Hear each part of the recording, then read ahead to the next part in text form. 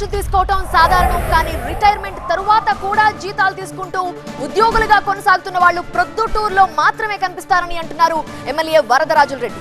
అక్కడ రిటైర్ అయి 3-4 ఏళ్లు దాటిన వాళ్ళు కూడా జీతాలు తీసుకుంటున్నారట. మున్సిపాలిటీలో పనిచేసే ఉద్యోగస్తులు రిటైర్మెంట్ అయినారు. రిటైర్మెంట్ అయిన తర్వాత 5 సంవత్సరాలు శాలరీ తీసుకుంటూ వచ్చినారు. కొంతమంది 3 సంవత్సరాలు జీతాలు తీసుకుంటూ వచ్చినారు. కొంతమంది 2 సంవత్సరాలు జీతాలు తీసుకుంటూ వచ్చినారు. కొంతమంది 6 నెలలు 2 నెలలు ఈ మాదిరిగా 4-5 రిటైర్ అయిన తర్వాత కూడా వాళ్ళకు జీతాలు వేయడం జరిగింది. ప్రొద్దుటూరు టీడీపీ ఎమ్మెల్యే వరదరాజుల రెడ్డి చేసిన వ్యాఖ్యలు ఇవి. మున్సిపాలిటీలో పనిచేసిన పలువురు ఉద్యోగులు రిటైర్ అయిన తర్వాత కూడా జీతాలు తీసుకుంటున్నారంటూ సూటిగా చెప్పారు ఆయన. తన 80 ఏళ్ల జీవితంలో ఇలాంటి సంఘటనను చూడడం ఇదే మొదటిసారి అన్నారు ఆయన. నేను 83 సంవత్సరాల వయసులో ఎక్కడ కూడా రిటైర్ అయినాక శాలరీస్ ఇచ్చారనే మాట నేను వినలే. ఇది అత్యంత శోచనీయమైన విషయం. వీళ్ళకు రిటైర్ అయినా కూడా శాలరీస్ ఇస్తున్నారంటే ఊరికెందుకు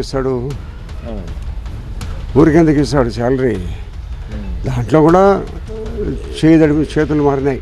మాజీ ఎమ్మెల్యే రాచమల్లు శివప్రసాద్ రెడ్డితో పాటు వైసీపీ నేతలు ప్రొద్దుటూరు మున్సిపాలిటీని దోచుకున్నారని ఆరోపించారు ఆయన. తను వచ్చాక అన్ని బయటకు దోడుతున్నట్టు చెప్పారు. వైసీపీ ప్రభుత్వంలో మున్సిపాలిటీని దోచుకు తిన్నారు. 70-80 కోట్ల రూపాయలు దోచుకు తిన్నారు. నామినల్గా వర్కులు చేసుకొని దోచుకు తిన్నారు. దోచుకునే దాని మీద నేను ఎమ్మెల్యే అయిన తర్వాత ఉన్నతాధికారులకు చెప్పి దాని మీద ఒక ఎంక్వైరీ కమిటీ వేయడం జరిగింది. ఆ ఎంక్వైరీ కమిటీ విచారణ చేసి దాదాపు 30-40 మందికి సోకాజల్ నోటీసులు కూడా ఇచ్చినారు. తన హయాంలో అవినీతికి తావులేదన్న ఎమ్మెల్యే వరదరాజుల రెడ్డి గతంలో అవినీతి చేసిన అధికారులు కూడా ప్రొద్దుటూరు నుంచి వెళ్లిపోవాలన్నారు.